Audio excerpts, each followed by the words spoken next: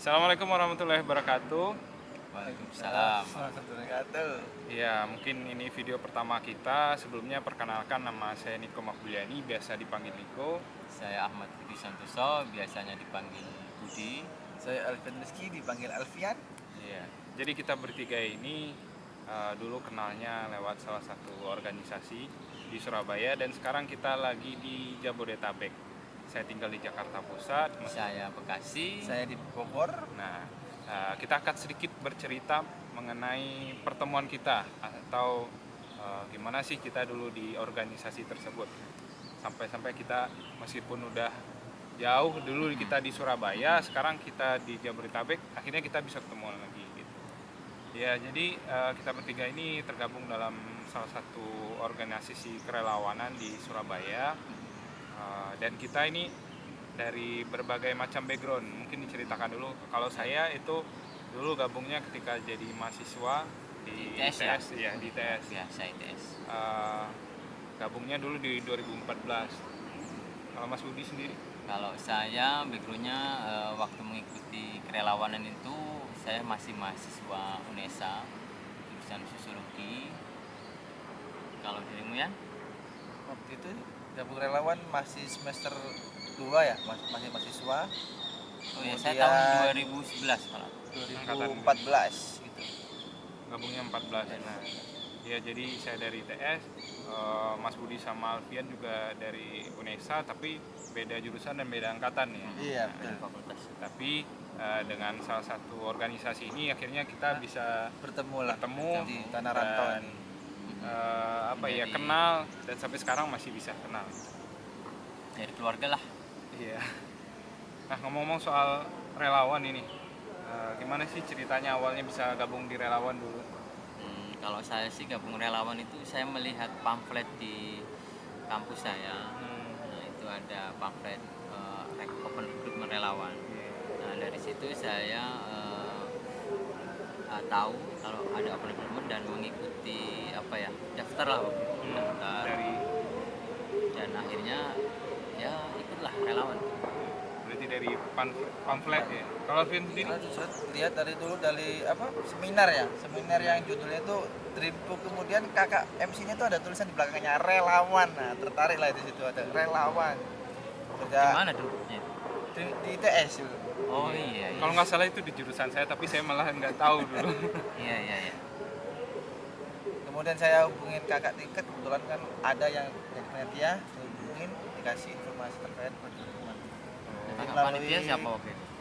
Mbak Poli. Oh Mbak iya. Koli. Ya, Mbak Koli itu senior berarti ya. Iya.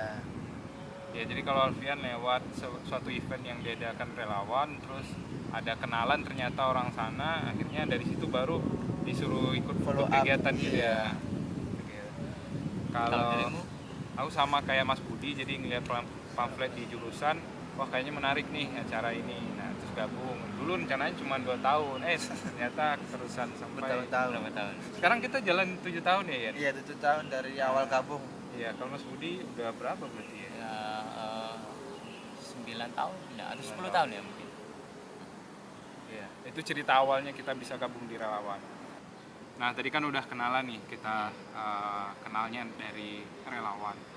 Mungkin bisa diceritain nggak sedikit awal masuk relawan itu gimana sih rasanya gitu? Pertama sih saya masuk relawan itu ketemu Mas siapa itu?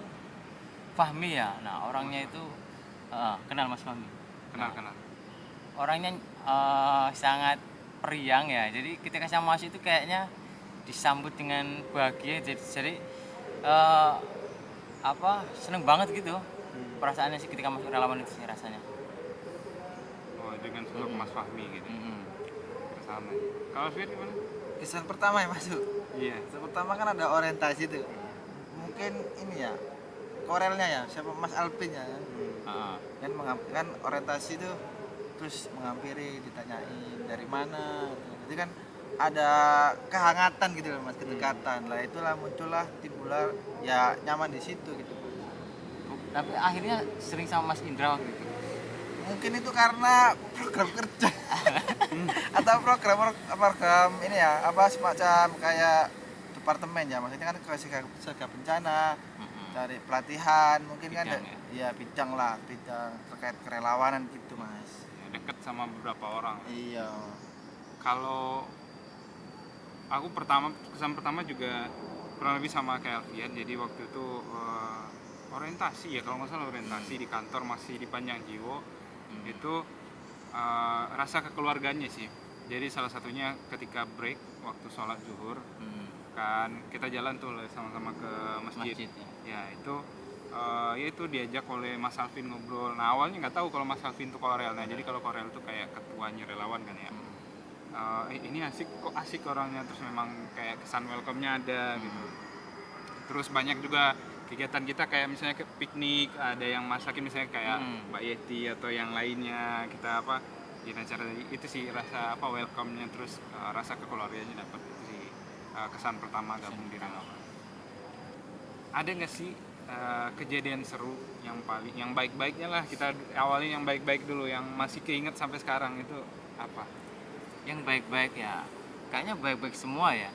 Kalaupun ada nggak baik ya saya anggap baik, karena memang di relawan itu kayak proses kita untuk mengembangkan diri. Dan yang menarik itu ketika kalau saya nih ya Nik ya, ke Kediri waktu itu. Kediri. Ya, bencana Gunung Kelut. Nah di situ kan kita terjun tuh untuk menolong korban bencana di Gunung Kelut itu ya, yang erupsi waktu itu. Nah di situ saya ketemu dengan anak-anak gitu, kemudian ketemu ibu-ibu yang korban bencana itu kayak mengiris gitu ya, sedih gitu melihat mereka gitu, rumahnya ditinggal, mereka harus ke tempat pengungsian. Nah itu saya amatin aja waktu itu, karena waktu itu kan saya ada tim pertama kali ke situ itu kayak mengangkut logistik aja sih ya. Oh sebagai ini ya, pembawa logistik gitu ya. Pembawa logistik, relawan pembawa logistik kan. Jadi kayak perannya kayak nggak ada waktu itu awalnya. Dia cuma nganter bawa mungkin dari Surabaya. Iya dari Surabaya memang. Terus di drop di posko gitu. gitu. Sedangkan relawan yang kesehatan kan ada ya. Ya mungkin mereka gitu. pengalamannya lebih banyak. Nah dari situ karena saya orangnya nggak mau diem. Nah akhirnya ketika melihat ibu-ibu atau adik-adik yang istilahnya kayak dibiarin gitu ya. Akhirnya saya panggil lah waktu itu, ibu, ayo kita ke dapur umum. Dapur umum. Bantuin untuk masak yuk gitu. Lebih merangkul gitu ya. Merangkul, iya. Kemudian anak-anaknya juga, anak-anak yang pengungsi itu kan banyak sekali kan. Nah, itu saya ajak untuk, ayo kita kumpul yuk, kita olahraga, gitu, ya. Main-main gitu ya, trauma healing lah mungkin ya. Nah di situ menariknya di situ saya dapat pengalamannya di situ, sampai ada yang ibu-ibu itu bilang terima kasih ke saya. Kemudian anak-anak itu ketika saya cabut dari sana itu tanya, Mas Budi balik gitu lagi ya. kapan? Iya, gitu. sering itu kejadian. Iya miris sedih, sedih ya. Wah ini gimana ya, kayaknya aku nggak akan ke situ lagi gitu. Beneran aku nggak pernah ke situ lagi waktu itu. Itu sih yang menarik banget itu nih. Memang sering kejadian sih di beberapa teman-teman yang lain juga, kalau ketika apalagi sama anak-anak ya, karena mereka mungkin kalau dulu istilahnya trauma healing, kalau terakhir itu kalau udah nggak dipakai itu lagi istilahnya psikososial gitu. Jadi anak-anak itu ya mereka merasa dekat dengan kita karena kita ajak main, jadi mereka melupakan mungkin mereka sudah meninggalkan rumah mereka, mungkin kalau bencana ada yang rumahnya hancur dan lain-lain. Pasti. Jadi pas mau pisah itu kayak, Kak, main kesini lagi enggak? Iya, nah itu. Kalau Vian? Kalau aku dulu ini ya, pertama itu kejadian waktu di Bali ya. Waktu itu kan peringatan Gunung Agung ya. Kemudian itu berangkatnya juga kan dadakan. Belum ada persiapan sih. Tapi pas di lokasi kan di suatu kampung, lah masyarakat ini sebenarnya belum ada kesiapan dari bencana dari pemerintah. Akhirnya ada simpang siur miskomunikasi, panik lah. Itu Mas. Jadi dari pihak pemerintah ke masyarakatnya itu nggak ada kesiapan, tidak ada alarm bunyi, terus masyarakatnya itu pada berbondong-bondong turun, malah akhirnya jalan macet, susah akses. Padahal sebenarnya itu ya cukup tenang aja, tetap sesuai apa yang diarahkan, tapi jangan tergesa-gesa. Akhirnya juga jalanan macet, susah buat transportasi gitu Mas. Jadi situ bencana apa gitu? Gunung Agung. Gunung Agung Mas, Oh, peringatan, masih Oh, peringatan. makanya ada peringatan itu mereka lari. Kalau tsunami kan beda, mereka naik iya, kan. gitu. Padahal cuma Agung ya. peringatan doang gitu ya. Peringatan itu Mas. Jadi itu pada terus salah rumah ditinggalin apa. Padahal sebenarnya itu ya tetap tenang lah gitu Mas. Nah, habis itu kan ada perkumpulan di masyarakat tersebut di masjid ngobrolin gimana waktu itu kan di desanya kan desa khusus muslim kan Mas. Jadi warga desa itu gimana fungsinya di mana, maksudnya ngobrolin lah kalau misalnya mengungsi gitu ya. Ya mengungsi di mana gitu kan. Karena kan juga ada kebutuhan seperti ibadah kan harus ada, nggak bisa dicampur baur sama memangnya ada masyarakat Hindu kan di situ memang yang komunitas ini maunya ya sendiri gitu Mas dari pengungsian ya. Disitulah mungkin membuatku sih ya makanya perlunya kesiapan jangan bencana ya itu lah butuhnya edukasi berarti. Iya, edukasi di situlah Terutama masyarakat mungkin yang di tempat-tempat yang daerah lah yang ada potensi misalnya di gunung yang masih aktif, terus di pinggir pantai yang sering terjadi gempa dan emang itu termasuk dalam risiko apa mental ya. Iya. Kesiapan secara mental. Iya. Oke. Kalau aku kejadian serunya mungkin ya kalau di bencana ya salah satunya itu ketika gempa Lombok 2018 itu. Jadi aku kesana tapi sama tsunami nggak? Enggak. Ada sih tsunami, cuman 1 meter katanya. Cerita itu sempat naik ke jalanan, cuman nggak separah gempa yang itu aku belajar banyak banget. Jadi aku kesana sama driver mobil klinik. Jadi di sana aku yang ngurusin nyari 10 lokasi, terus kemudian nyari tim medisnya karena berangkat dari Surabaya cuma berdua.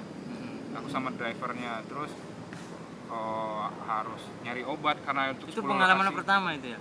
Iya, untuk bencana yang gede ya itu sih. Kalau yang lainnya mungkin kayak banjir gitu aja, cuma ngantar logistik. Nah waktu itu udah nyari tim medisnya karena 10 lokasi di beberapa. Nyari tim medisnya di sana? Iya di sana. Nah bahkan itu pertama kali ke Apa nggak Lombok. susah nyari medis di sana itu? Iya. Ya kan belum kenal. Iya itu agak susah. Nah untungnya kan ya ada koneksi kayak dulu Pak Zir udah duluan kesana, jadi udah duluan. dibantuin beberapa. Tapi setelah beberapa kali aku sendiri yang nyari dari kenalan tim medis itu karena 10 lokasi ya. Lokasi kedua, ketiga kan maksudnya udah dapat kontak dokter, perawat ataupun apotekernya. Kalau mereka nggak bisa, aku biasanya mereka ngasih rekomen temennya. Itu sih, jadi cukup pusing juga. Pas di 2 atau 3 lokasi itu stok obat kita habis, terus PMT juga habis, makanan-makanan buat anak kecil itu habis. Akhirnya dibantuin juga salah satu adiknya relawan dulu, adiknya Mbak Gladi yang nyariin susu di sana. Di sana? Ya, adiknya di sana di NTT? Iya, padahal kan kondisinya ya cukup chaos sih di sana, banyak yang tutup, harga mungkin banyak yang mahal. Dijarah-jarah gitu nggak?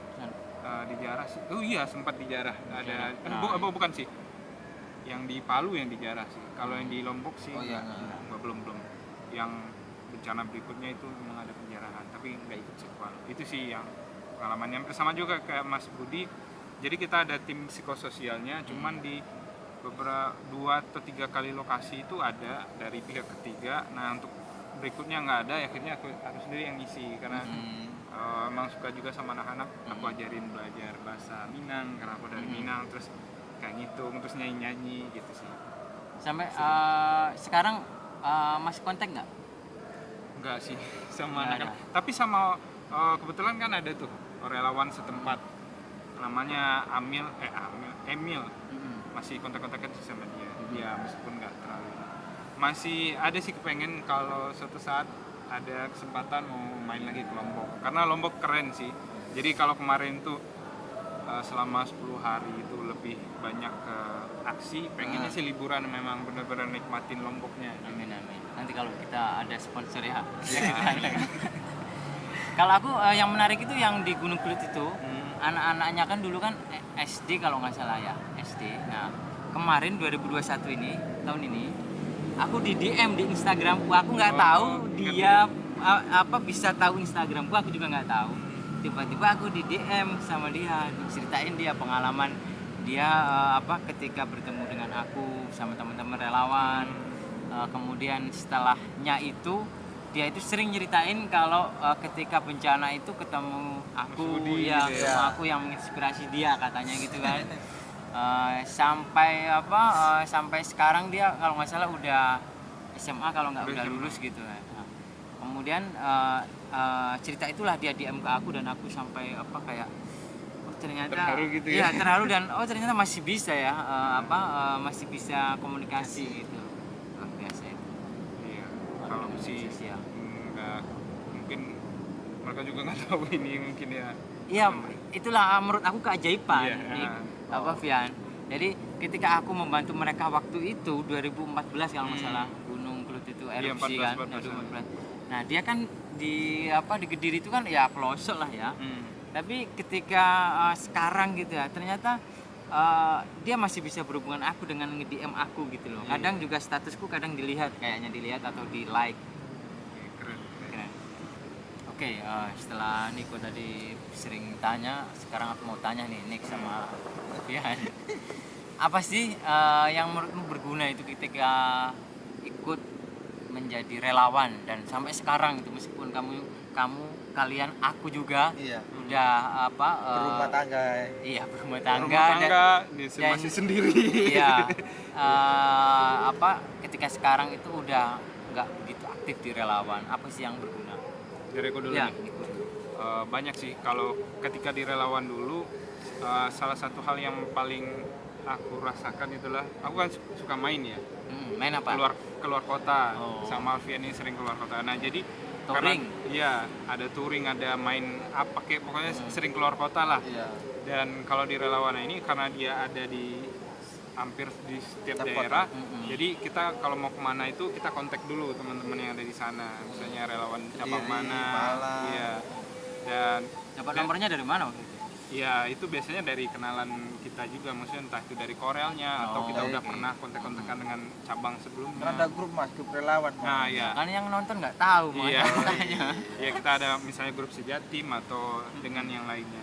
Nah, dan yang paling enaknya itu ketika kita ke relawan cabang lain itu kayak kita ngerasa udah deket aja, ngerasa gitu kan ya maksudnya. Meskipun kita baru kenal, nggak stranger amat gitu, nggak kaku lah, itu sih enaknya. Terus kalau yang kedua, aku banyak belajar sih, terutama mungkin ya aku ada dapat kesempatan kemarin jadi koordinatornya relawan Surabaya, jadi Belajar apa aja? soal manajemen, soal apa ya, banyak hal, ya, kepemimpinan, terus gimana biar nggak kecewa terhadap orang juga belajar di sana.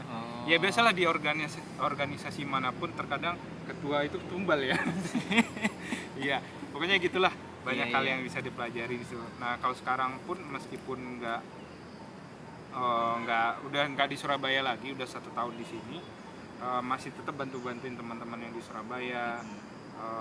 Kemarin sempat juga 19 hari di Surabaya ikut kegiatan relawan. Nah, salah satunya juga kita bertemu ini juga manfaat dari relawan sih. Maksudnya kita terakhir ketemu kalau nggak salah aku sama Mas Budi itu 2015 ya. Tapi pas buat bulan puasa ada sih kita buka bareng itu, yang apa? Di pinggir kali itu loh. Oh iya, di Jagir itu ya. Iya. Tahun berapa itu ya? Aku lupa. Ya 2017-an lah. 2017. Nah, aku ke Jakarta itu dalam waktu yang kurang tepat sih, kurang beruntung intinya. Aku ke Jakarta itu merantau ketika musim corona, di mana segala sesuatu itu terbatas, cari pertemanan juga terbatas. Nah, cuman karena ada kenal dengan teman-teman relawan yang dulu di Surabaya, sekarang di Jakarta, bukan cuma kita bertiga, jadi ada masih banyak lagi, termasuk istri Mas Budi, terus kemudian ada Mbak Nana, Ulin, Gladia, Mbak Ulin, Mbak Arya, terus sama Abbas, Gladia, dan lain-lainnya.